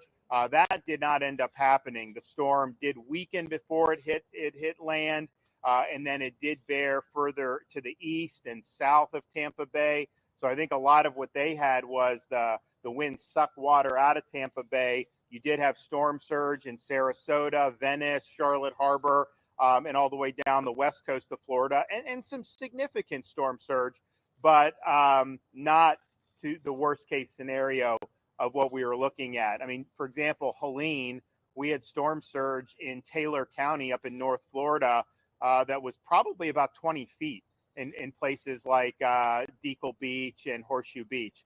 And that is the real deal. I mean, we have examples in American history where you've actually had a lot more than that, 24, 25 feet, Mississippi, Texas, Camille, some of those. But to have 18 to 20, that's a big deal. So doesn't mean there's not going to be a lot of damage. Doesn't mean there's not going to be a lot we're going to have to contend with. But just in terms of what we were prepped for, I think that we probably have an abundance of resources. My sense is we'll probably be able to release a lot of the search and rescue resources that we've had on hand very soon, and then just get back to getting everybody back online with power, making sure the gasoline's flowing and everything. So all in all, everyone's done a good job up to this point. We got a lot more work to do, and I'll let Kevin come in and say a few things. Thank you, Governor. I think in this situation here, where we're at, the strength of what happened here is organically our state mutual aid system. The very first group that was on hand here was a Palm Beach County Fire Rescue Search and Rescue Team. That's not even officially a part of our state 8-team search and rescue team system. Maybe we want to change that in the future and put them on that. But that Type 3 team, which is self-funded 100% by Palm Beach County Fire Rescue, was the first ones in to this situation, followed up by Miami-Dade Task Force 1, and then Ohio and Virginia Task Force. And again, I think, that's just a strength of not just the state emergency response team and the state emergency response plan, but also outside states helping states. Some people were a little critical of the governor sending state assets up to North Carolina, but right here, when we needed them, we got all those guys back, but immediately Virginia, Ohio, California, and other states from around the country had their assets right here. So, this is one of those examples. The sheriff was telling us about this when we were walking up. He was very grateful for those assets being in here so quickly. But that's the strength of the state emergency response team, the state emergency response plan, and then the greater emergency management assistance compact that we pull from. So we're not going anywhere. We're going to be here. This is the first day of many, many to come, probably over the next couple of years. Again, it's going to take us a long time to get all the recovery done, but we're not going to let bureaucracy get in the way. We're going to get this done as quickly as we possibly can. So thank you, Governor, for your leadership. Do you want to maybe just give an update on what we think we're going to get from FEMA for debris removal? Sure. Yeah. So we're going to start getting back in the debris removal business. We're going to supplement where we need to supplement, but we had a really good conversation with Administrator Criswell, who is here in Florida and is actually on her way somewhere in this general direction. But she is working with us on how we could ensure that debris gets picked up quickly. How do we, and the right word's not incentivize it, but if you're in the private sector, it would be, how do we incentivize haulers to get stuff picked up faster, bringing in people from around the country to get that done. We're also looking at potentially, again, a mutual aid effort where we may bring in some city and county assets that have the claw trucks and the loader trucks from around the state of Florida and maybe even outside the state of Florida to help us get that stuff picked up. So again, she's very, very helpful on getting those things done, making sure that we got everything that we need. We will be submitting, hopefully by this afternoon, now that we got post-landfall and we got some data, we'll be submitting through the governor's signature a major disaster expedited request so that we could get those federal funds turned on and start looking for reimbursement. But again, we're not going to wait on the feds for reimbursement. We're going to do what we need to do the right thing, get people and Floridians back on their feet. Thank you, sir. Yeah, I mean, so this whole debris, I mean, you had like in Pinellas, they didn't want to do the debris as fast because they weren't sure about the paperwork and about FEMA reimburse. And it's like, you got to get the debris off. And these storms, because of the way it's done, really incentivizes it to go a lot longer with the debris. And sometimes the debris in these major storms is around for a year. And how ridiculous is that? So what Kevin's doing, and I think the administration wants to work with us, is to let's align these incentives so we can get the job better. You'd think the private sector would do it so much better than government. At least that's what I would think. And yet on this debris after Helene, when we saw how much was there and we knew another storm was coming, we got all our Department of Transportation assets from Florida. We were bringing trucks in from all over the state that are doing their normal duties, and we surged them over to the barrier islands off the Gulf Coast of Florida, and we did like 3,000 truckloads of debris, reduced the debris by 50% in 72 hours.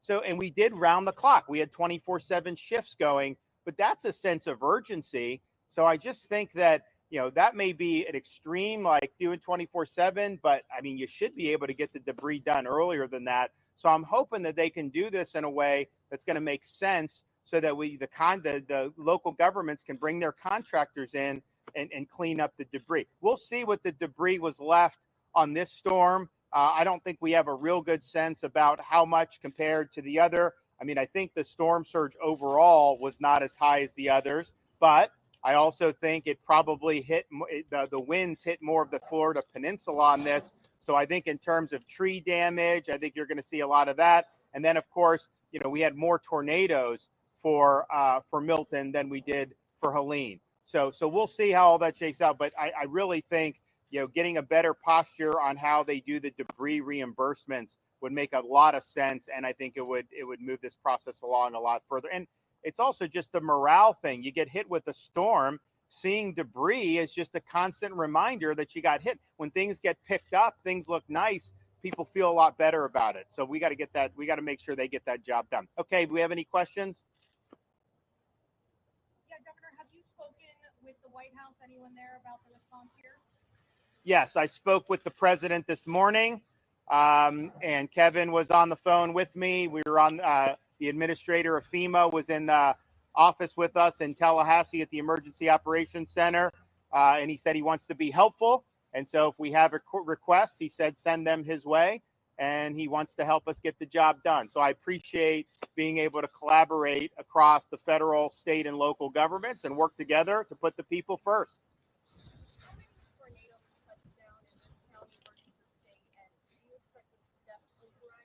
I don't know the answer to that. I mean, I think it's so, you do have these tornadoes, the warnings, how many actually touch down is probably a different one.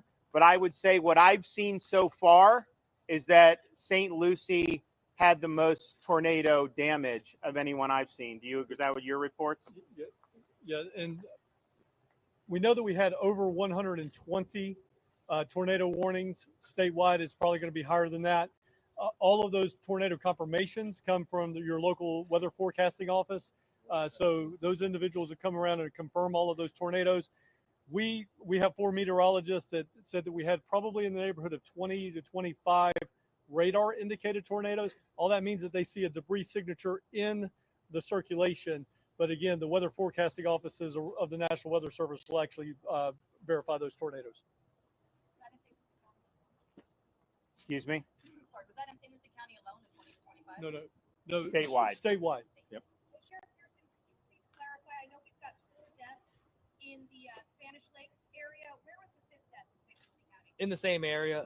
As our rescue team is still out there, this is a rescue mission. We're sifting through the debris. They just recently, right before this conference, located another victim, unfortunately. But again, we're going to continue through this. We're so grateful that the governor sent down, this was during the storm, he sent down the National Guard. So while we're all hunkering down, trying to stay safe, these men and women are driving through the storm to get here, and they work throughout the night, and their actions 100% saved lives, saved our lives. Governor, I know before the storm there was a great concern about the debris from Helene. How much worse did this storm make the debris that was already accumulated? I think that'll be assessed today. I can tell you, whatever happened, had we not done what we did with that 72-hour project to take every truck in Florida and help these counties and these cities, some of these contractors were doing the debris and then they left and went to North Carolina because they could make more money there. And then others were working like bankers' hours And I'm just thinking to myself, how the hell is that something that's acceptable? And so we came in and we said, not only are we going to send all these assets, it's going to be 24/7. So the first night we go there, and the county, I think it was Pinellas, they didn't have the landfill open 24/7. So our guys cut the locks, and we started doing. And you had all these, not just the state trucks, you had private citizens with their Ford F-250 pickup trucks that were loading debris, massive amounts in.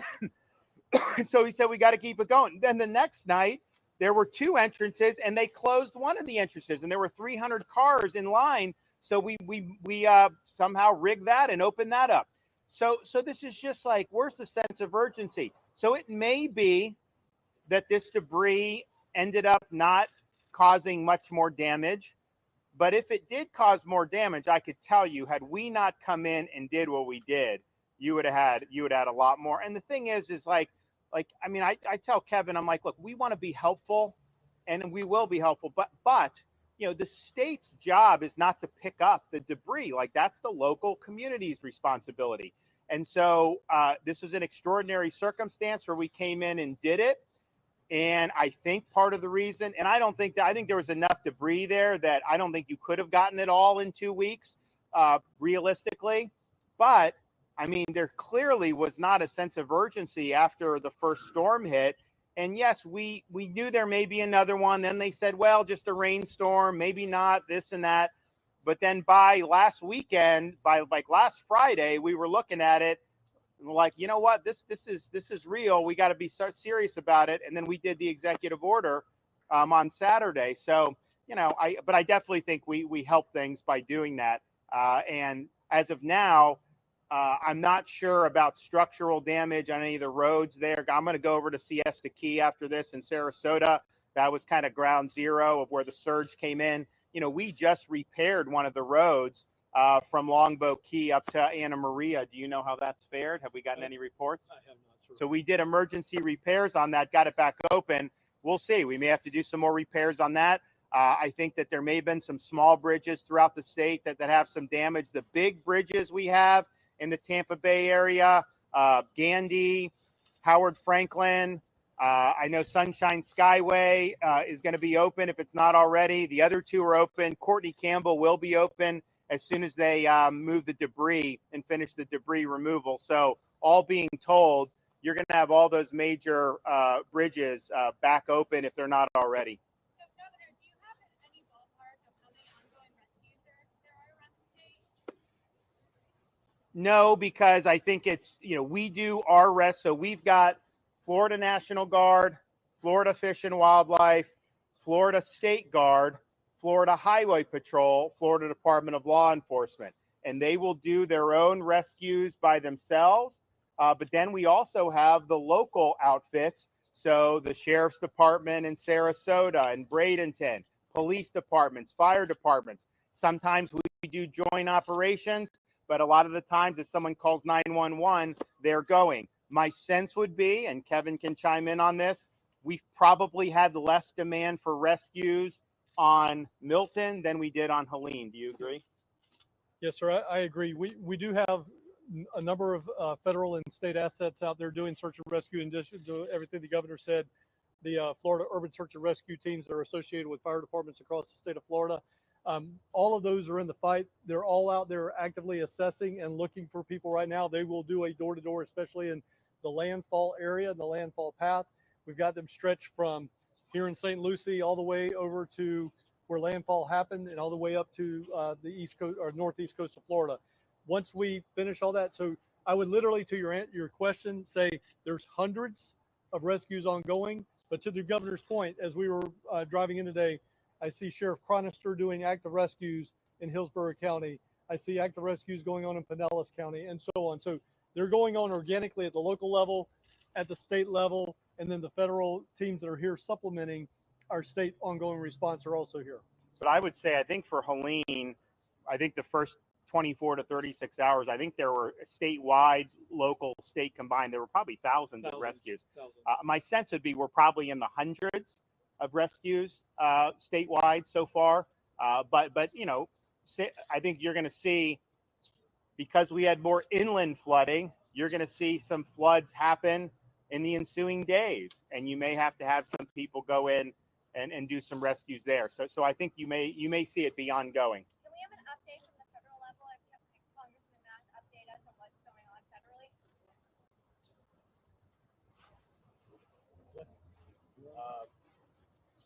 As Governor spoke about, FEMA Administrator Creswell is headed here on the ground. And the only thing I was add to it, Governor's done a fantastic job just being an air traffic control tower for all of this, making sure the old saying, an ounce of prevention is worth a pound of cure. From the governor's office to the sheriff's department across the state, state representatives, state senators, Florida Highway Patrol, National Guard, FDLE, Florida Power and Light, everybody made sure they could do every ounce of prevention, and they're working with FEMA. That's the update from the federal side. They're all working with FEMA. And just so I think the notice for this said that Administrator FEMA was going to be here. That was the intention, but I think her plane got diverted over to Sarasota. So I think she's going to be at our Sarasota briefing when we do that later today. Yes, sir. What damage have you assessed in western St. Lucie County over by unincorporated farmland? Yeah. So the unincorporated farmland is agricultural. We haven't had any really reports of structural damages because it's just that agricultural. Right now we're focusing on rescue missions, and that area is to that half square mile radius there in northern Fort Pierce that we're doing the active rescues in. Everybody else is accounted for, although there's damage throughout the county. The agricultural area, again, is just that agricultural area. So we'll get to that. We're just prioritizing things right now. It's still an active rescue mission.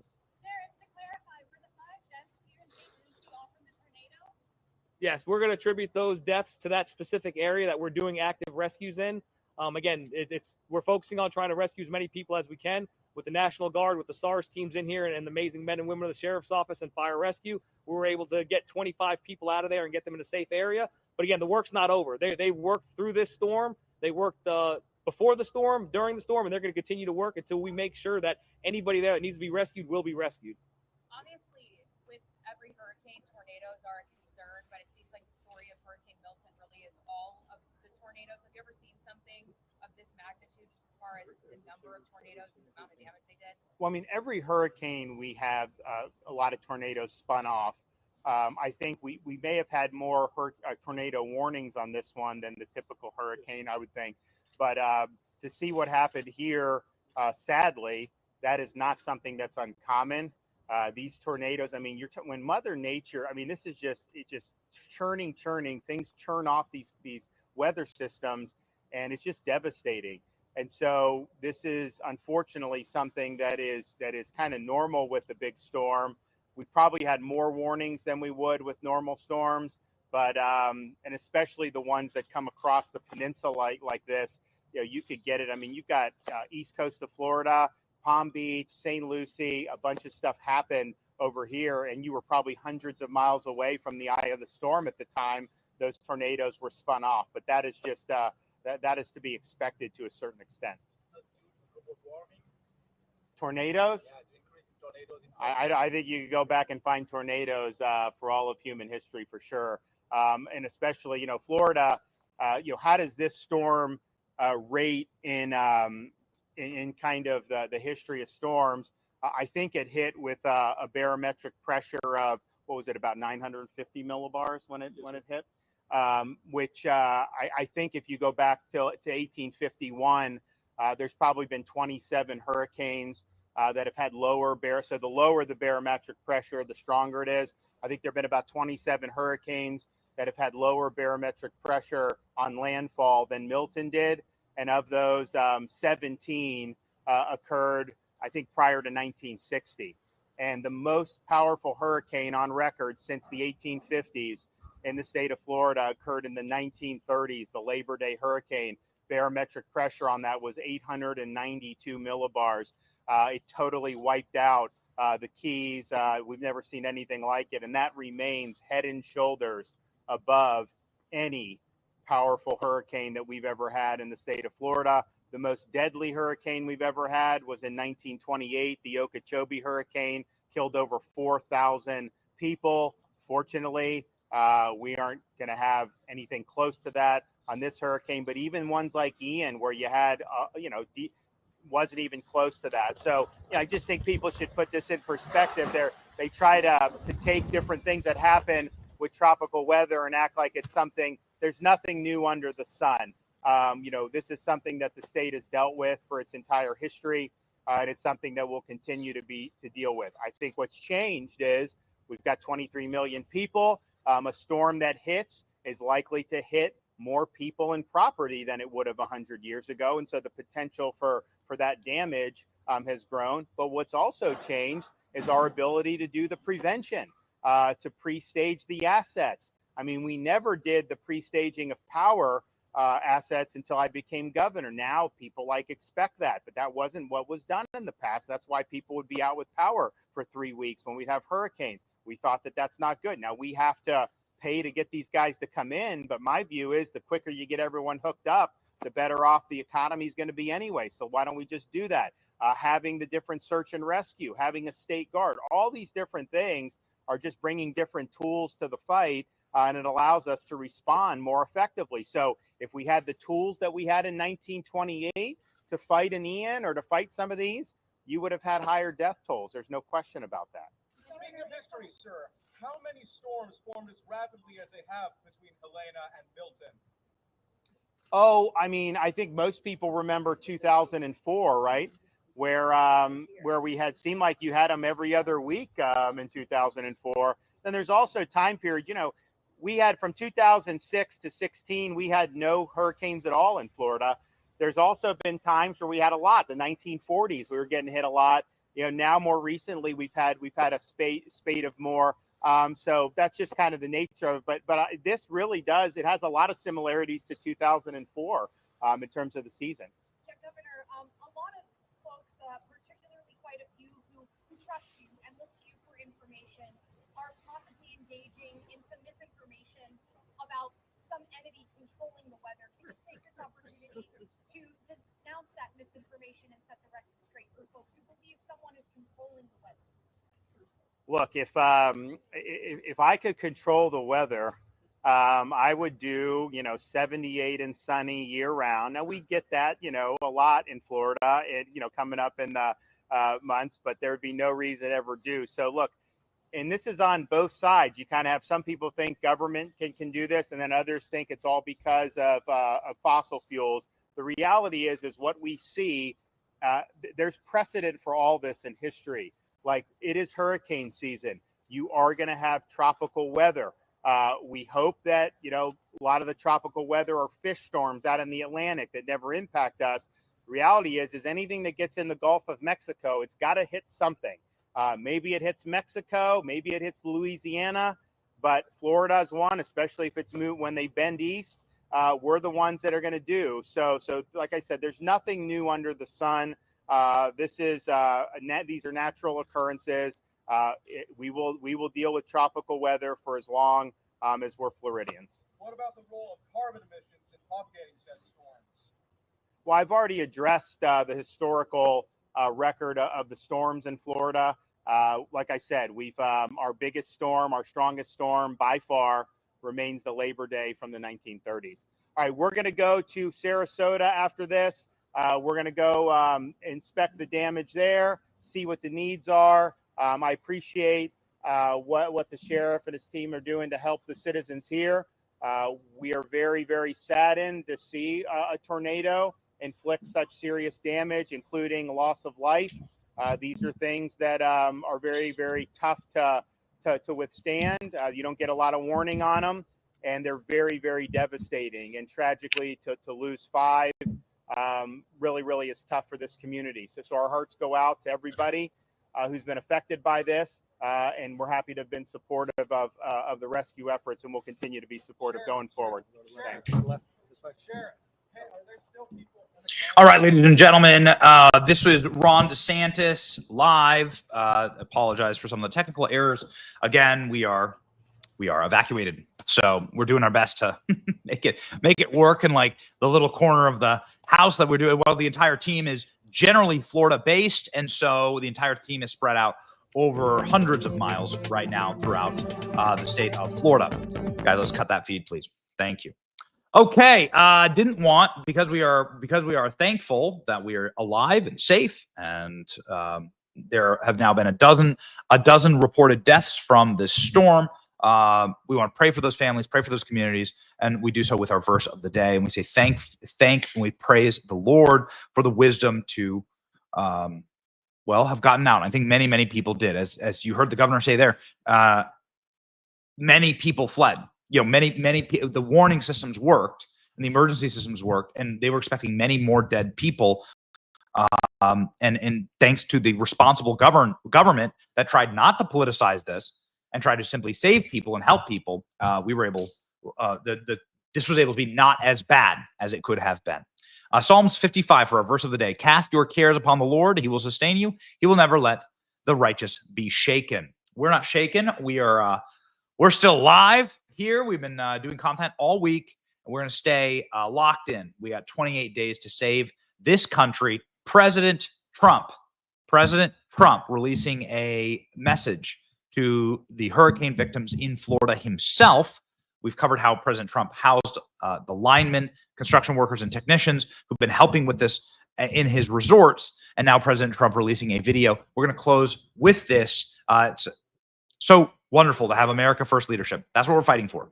My kids are born here. I'm an American. My kids are Americans. This is my country. I'm not fleeing. I'm not leaving. This is my country. And Donald Trump, America First, this is what it looks like in practice. May God bless you. Thank you all so much for your prayers. Enjoy this message from President Trump. See ya. Hello, Florida. This is President Donald J. Trump. Melania and I are praying for you as you face the aftermath of Hurricane Milton. We are deeply saddened by the devastation being reported, and it sounds like it's as bad as it gets. And we feel so sorry for you, and we want God to be with you, and we know God is with you. Our hearts go out to each and every one of you. To those who've lost so much, know that you are not alone. We've seen you stand tall against storms before, and you will stand tall now. And hopefully on January 20th, you're going to have somebody that's really going to help you and help you like never before, because help is on the way. Together, we will rebuild, we will recover, and we will come back stronger, bigger, better than ever before. Please keep your faith, hold strong, and look out for one another, because the sun will shine again over the beautiful Florida that we love so much. I live there also. We love it so much. You're in our thoughts, and together we will come back better than before. You're going to be better than before. And just keep your chin up, and God bless you all, and God bless the great state of Florida. Your governor is doing an excellent job. I've been talking to him and watching. Ron is doing a really good job. We're proud of him. And we're going to have something very, very special in the end. I think it's going to turn out a lot better than people thought. But this is a big one, so be very, very careful. Thank you very much. Number 1. Number 2. I'm just curious. Number 1. Number 2. Okay, the last time I had beer was at a baseball game with Doug. So cheers. There you go. Cheers. About the same. Number 1 might be a tiny bit better. Where the truth gon' be, faith and freedom on your TV screen. Stand up strong, battle through the night. The Benny Show's here, bringing liberty to life. From the speeches to debates, Benny sharp like a blade, cutting through the lies, watch the truth cascade. With the warrior's heart, this man never fades. You know it's prime time when Benny invades. From saving the nation to stories untold, the Benny Show's a storm, see the truth unfold. Stay in the loop, let freedom take hold. Salting all the libs, soul never sold. It's the Benny Show, where the truth gon' be, faith and freedom on your TV screen. Stand up strong, battle through the night. The Benny Show's here, bringing liberty to light. Liberty to light, bringing liberty to light. Liberty to light, bringing liberty to life. From the speeches to debates, Benny sharp like a blade, cutting through the lies, watch the truth cascade. With the warrior's heart, this man never fades. You know it's prime time when Benny invades. From saving the nation to stories untold, the Benny Show's a storm, see the truth unfold. Stay in the loop, let freedom take hold. Salting all the libs, soul never sold. It's the Benny Show, where the the truth gon' be. Faith and freedom on your TV screen. Stand up strong, battle through the night. The Benny Show's here, bringing liberty to light. Bringing liberty to light. Bringing liberty to light. Bringing liberty to light. Bringing liberty to light.